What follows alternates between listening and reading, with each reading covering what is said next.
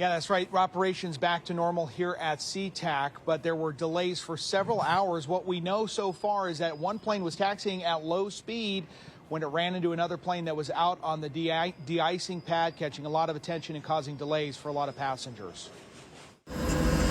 Everyone pulled out their phones when they saw this.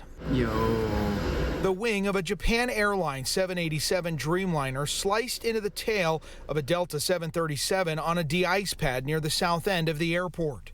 Essentially, it's the right wing of the aircraft connected or made contact with the tail portion. I think everybody was just in disbelief. Lita was on the Japan Airlines flight.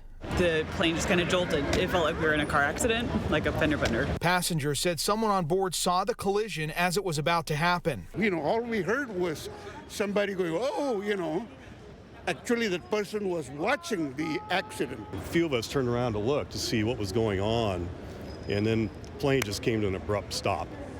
And then people were looking out the window, realized that we had contacted the Delta plane. The crash caused backups on the ground while the planes were unhooked and towed away. It did not affect any operations that were on the runways or taxiways on the airfield itself. The Japan Airlines flight was supposed to return to Tokyo, but passengers were left waiting in line for instructions from the airline. Minor damage to some planes and a lot of delays for a lot of people. Understanding that's significant, too. When you get two planes colliding in an airport, that's not a thing to take lightly. So the big question remains, how did this happen? That's something the FAA is going to look into. What we do know, though, is that it happened in a taxi lane where hundreds of planes go through every single day.